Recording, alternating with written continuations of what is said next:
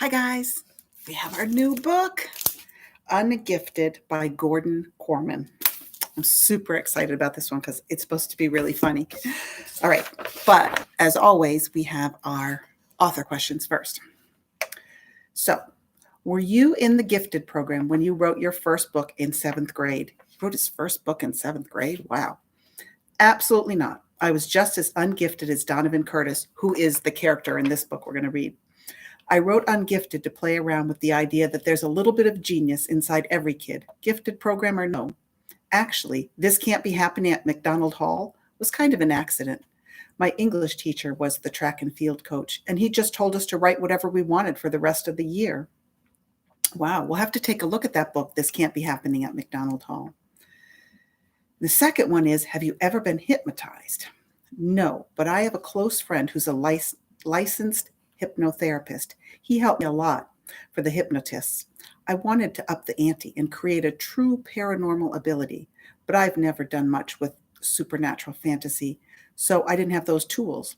Where I do have experience is with research-based adventure series like Everest and Titanic. So I created my own concrete rules of hypnotism and substituted them for my research. Well, that's interesting, because the thing about fiction is you can just make it up. All right, are you ready, guys? I am so excited to start this book. It doesn't have numbered chapters. Each chapter has a title. So we'll do 3 chapters tonight. Unearthed. Donovan Curtis, IQ 112. So typically an IQ of 100 is average, but that's just one way of looking at someone's intelligence. I want a refund from Ancestry.com. They traced my family all the way back to the Revolution. And in all those forefathers and foremothers, aunts, uncles, and cousins, there was nobody like me. No big mouth hung for treason. No class clown who was stuck in the stocks and threw rotten vegetables at. The closest match was this guy in the Civil War who jumped off a battlement, whatever that is. And he only did it because the Union Army was firing at Fort Sumter. That's what they put on his tombstone anyway.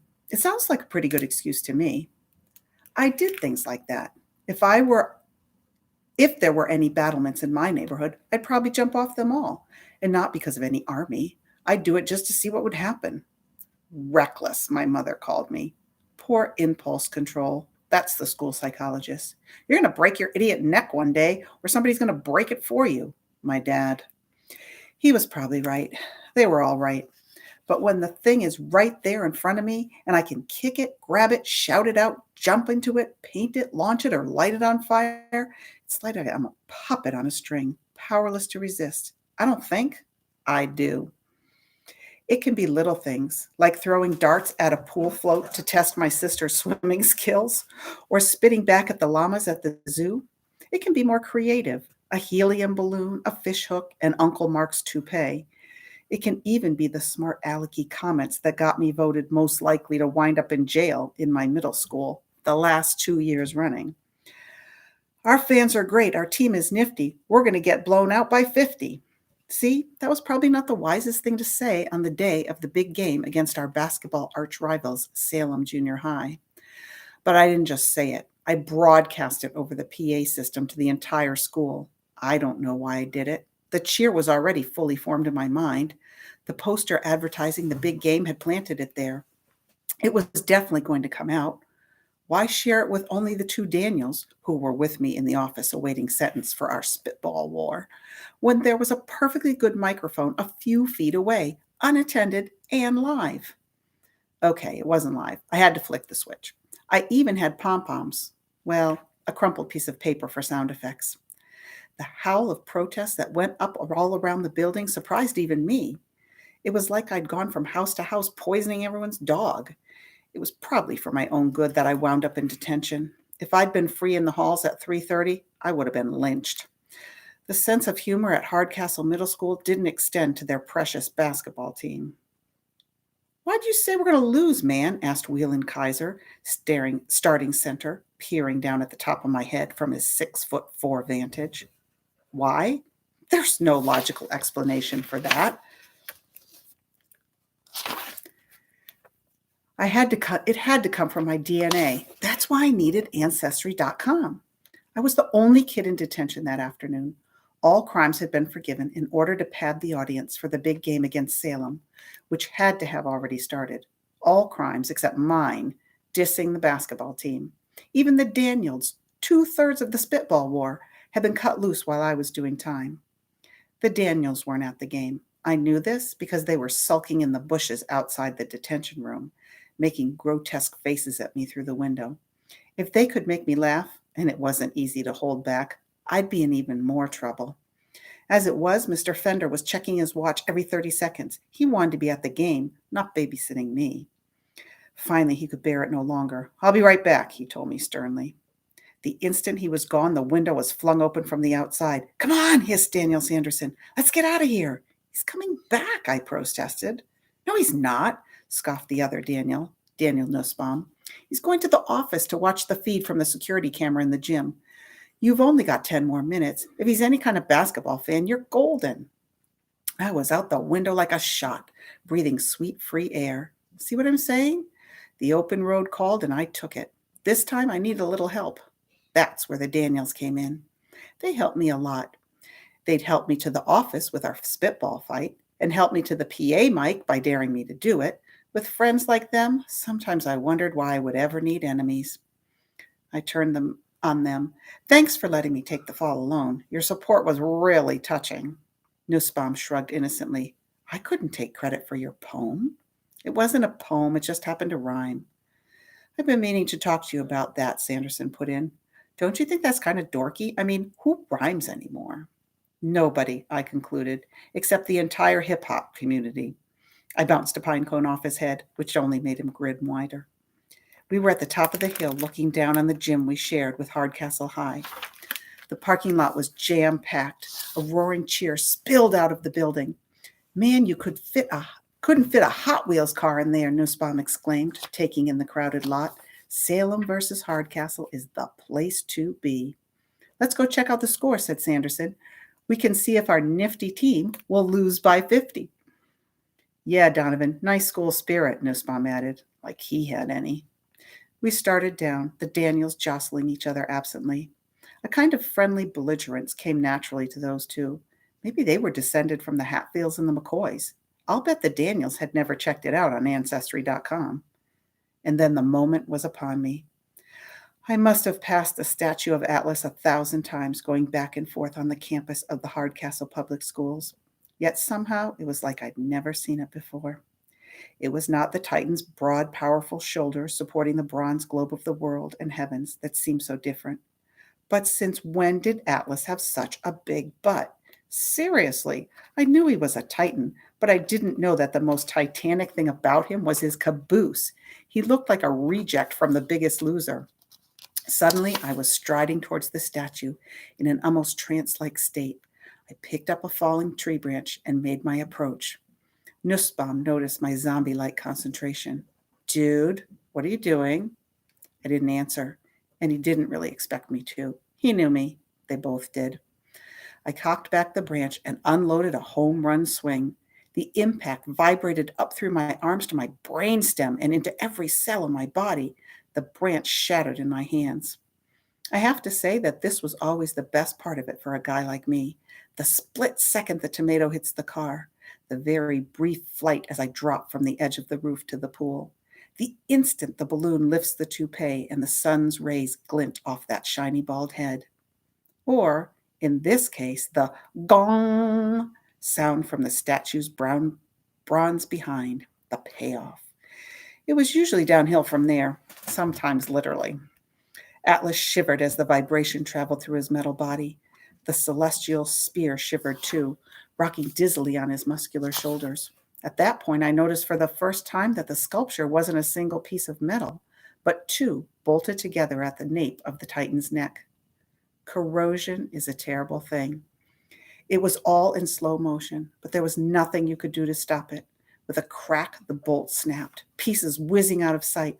The ball of the world and heavens toppled and hit the ground with a whoop.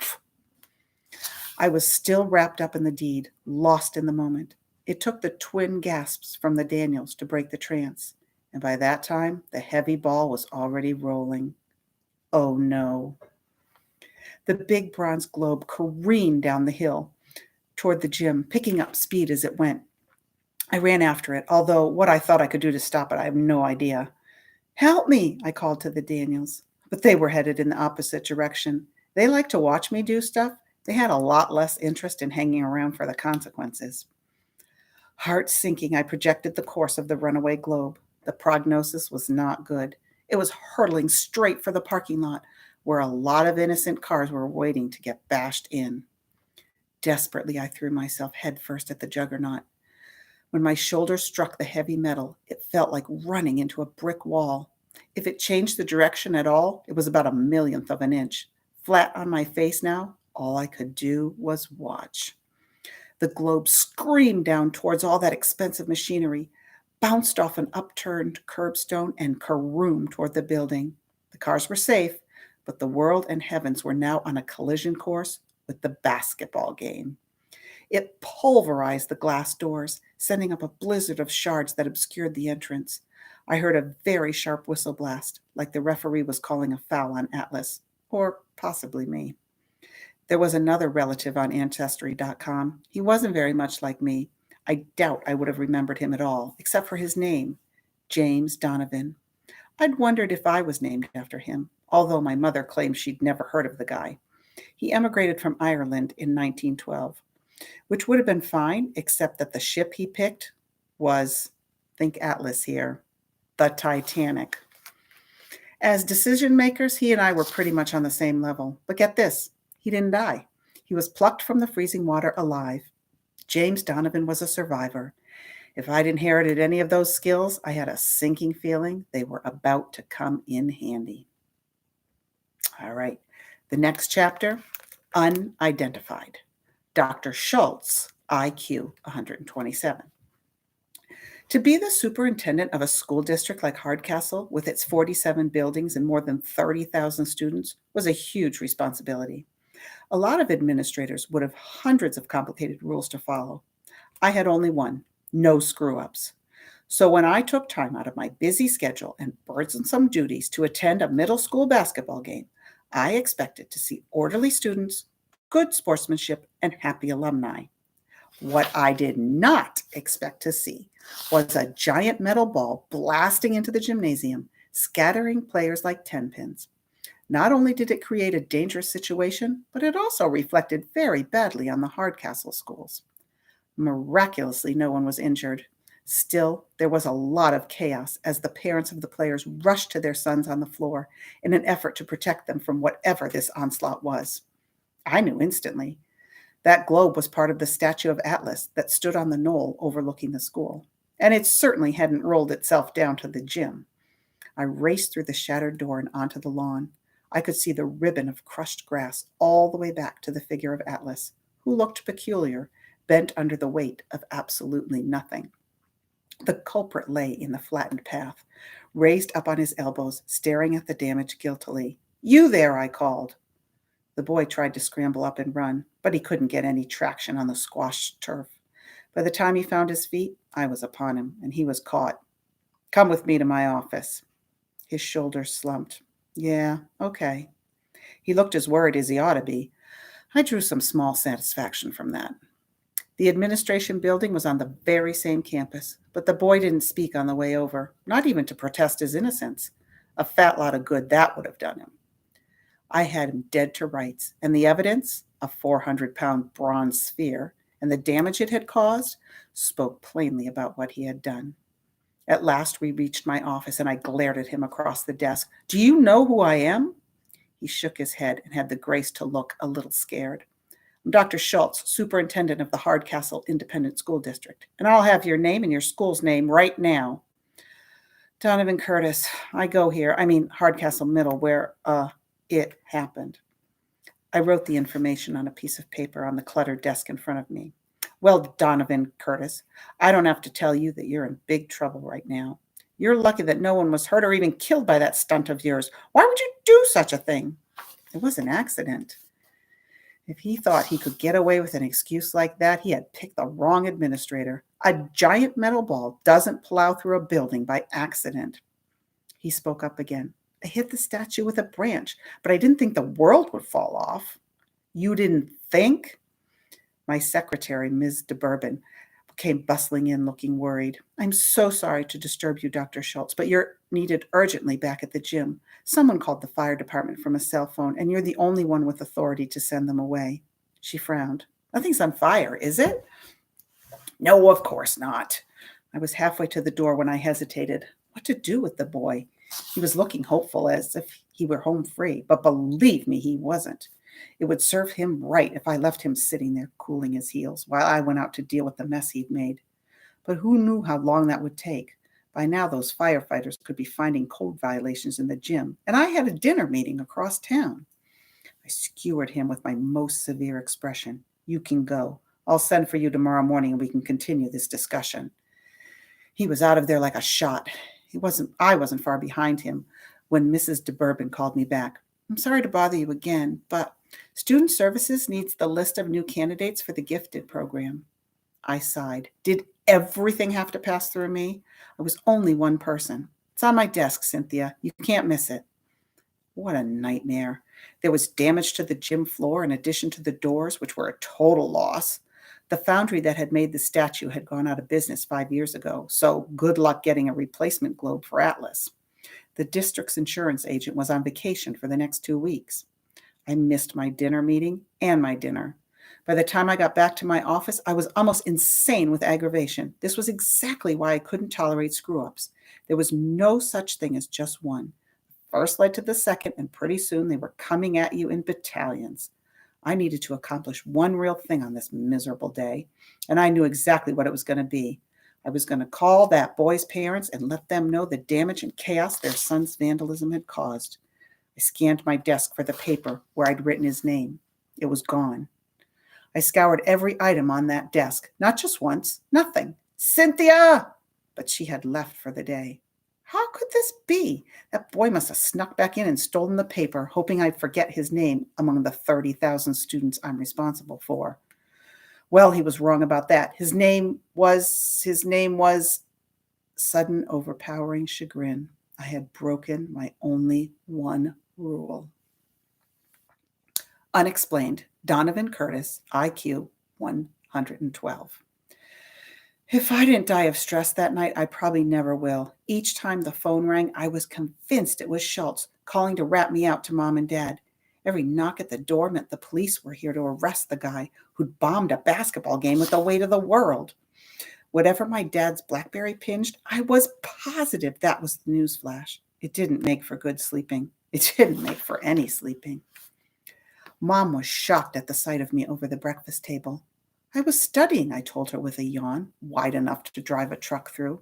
You look like Wile E. Coyote after the Roadrunner dropped him off a cliff, said my sister Katie. She was 26 and had moved back in with us while her husband was deployed to Afghanistan with the Marines. Thanks, Miss Goodyear, I retorted absently. Katie was 7 months pregnant, possibly with a baby hippo. One more wisecrack about my sumo stomach and I'll sit on you, she threatened. You think this is a vacation for me? Not for you, for Brad, I returned. He's got an 11,000-mile buffer zone from all this sweetness and light. I regretted it the instant the words passed my lips. Normally, the two of us could go back and forth insulting each other for hours. But Katie lapsed into a melancholy silence, a far-off expression in her eyes. It wasn't hard to figure out the cause of her reverie. The father of our unborn child was on the opposite side of the world in a war zone. And even though First Lieutenant H. Bradley Patterson spent most of his time inside the armored shell of a tank, it had to be on her mind that her husband was in a risky line of work. Mom came over and placed her hands reassuringly on Kate's shoulders. Brad's surrounded by the best trained people with the best equipment money can buy. But her daughter's mind turned out to be elsewhere. Beatrice is coming. Beatrice? Mom echoed. You mean Brad's dog? I thought she was staying with your mother-in-law.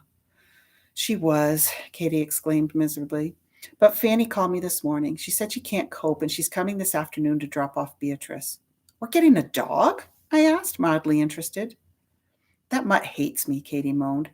That's the reason she was supposed to go to Fanny in the first place. Beatrice will never forgive me for taking her place in Brad's life. For all I know, she blames me for getting him shipped out, like I make deployment decisions for the Marine Corps. She's your dog too, Katie, Mom lectured, and we'd be delighted to take care of her while Brad's serving his country. Right, Donnie? I'm not touching the poop scoop, I said firmly. My mind was on Schultz, not dogs, that morning. At school, I waited to be called to the office. Between classes, I searched for the summons taped to my locker. Nothing. The anxiety was eating me up from the inside. When the PA announcement finally came, it was almost a relief. Would Donovan Curtis please come to the office? Donovan Curtis to the office. It was the longest walk I'd ever taken. At each open door, hostile faces glowered out at me. Remember, I was still the guy who disrespected our beloved basketball team. When the news got around that I was also responsible for unleashing the runaway globe that bowled out the gym, I was really going to be public enemy number one. At last, I rounded the corner, and the glassed-in reception area came into view. To my surprise, the avenging angel waiting there for me was not Dr. Schultz, but Mr. Fender. When you serve a detention with me, Mr. Curtis, you serve it to the end, and you don't leave until I tell you it's time. He went on for a while trying to scare me, I guess. The poor guy had no way of knowing that, considering the payback I was expecting from Schultz, a rampaging grizzly couldn't scare me. He cut me loose, though, explaining that, thanks to the damage to the gym, we students had suffered enough. I had a sneaking suspicion Schultz wasn't going to see it that way. I couldn't say how much anybody had actually suffered, but the disaster at the basketball game was definitely the hot topic at school. When the glass blew out, I thought it was an explosion, like a terrorist attack. Did you see the statue with the top part missing? It looks like a grandfather when his back goes out. I heard the gym floor is permanently messed up. When they catch the guy who did it, they're going to hang him on a meat hook. Yeah, Nussbaum chimed in. I pity that poor loser. His life isn't worth a used Kleenex. He turned to me. So, Donovan, when do you think you're going to get busted? Shh! I pulled the Daniels boys into the bathroom and checked the stalls for possible eavesdroppers. This is no joke. The walls have ears. Dude, Nussbaum was offended. We'd never rat out a friend. Listen, that call was a false alarm. Just Fender for skipping out on detention. I don't understand why Schultz hasn't come after me yet. Maybe he doesn't know who you are, Sanderson suggested. I shook my head. He wrote down my name. I told him where I go to school. He's the superintendent. He's got access to every file and record there is. Yeah, did you pick the wrong guy to get caught by or what? Nussbaum agreed. The head honcho of the whole district. I'm wondering if it's not as bad as it looked, I mussed in a low voice. A little cleanup, a little wood polish. I heard they're going to have to redo the whole gym floor, Sanderson put in. It costs like zillions of dollars. And don't forget the glass doors, Nussbaum added. You're a dead man walking. I totally agreed. So why wasn't it happening? All day long, and the following days too, I squirmed while rumors spread like head lice, and the Daniels predicted my downfall. There was no escape from the tension at home, where reports of firefights in Afghanistan dominated CNN. Then on Wednesday, Katie's mother-in-law dropped off the dog. The times I'd seen Beatrice, she was a rocket-powered hairball. But the cinnamon chow-chow that slunk into our house was listless and mewing. What's wrong with her? Mom asked. She's dying, Franny declared dramatically, and tried to walk out the door. Katie held onto her arm. How do you know? Did she get hit by a car? Is she sick? Her mother-in-law wasn't interested in the details. I can't cope with this at my age. And with that, she was gone. Mom reached down to pat the dog. Beatrice snapped at her hand. She tossed a warning growl over her shoulder at Katie, just in case she might be contemplating a similar move. She's too mean to die, I observed. She can't die, Katie said tragically. Brad loves her. Brad loves you too, I returned. What does that say about Brad? He'll never forgive me if something happens to her. Well, that's not exactly fair, is it? Mom put in. If anything went wrong, it was on Fanny's watch, not yours. That's her whole modus operandi, Katie argued. The minute she saw the writing on the wall, she dumped the dog on me. And how can we take care of Beatrice if she won't even let us near her? As if in answer, Beatrice picked herself up off the floor and walked over to me and lay down at my feet. Donovan, my mother exclaimed. What did I do? I didn't do anything. Beatrice likes you, Katie said in an awed whisper. So? So you can look after her, Mom reasoned, like this was a huge honor. I declined. Forget it. Besides, if Brad is such a baby about Beatrice, you have to wonder if he's the right person to be in charge of a $20 million tank. But when Beatrice refused to eat, I had to hand feed her a few lumps of liver flavored kibble. When it was time to take her out, I was the only one she would allow to put the leash on. When Katie made her a bed in the basement, she wouldn't even go down the stairs. I knew I was going to have a roommate. Just call me Dog Whisperer Donovan, as if I didn't have enough hassles. Dad came home at 6, bringing the mail. There's a letter from school, Donnie. Is there anything you want to tell us before we open it?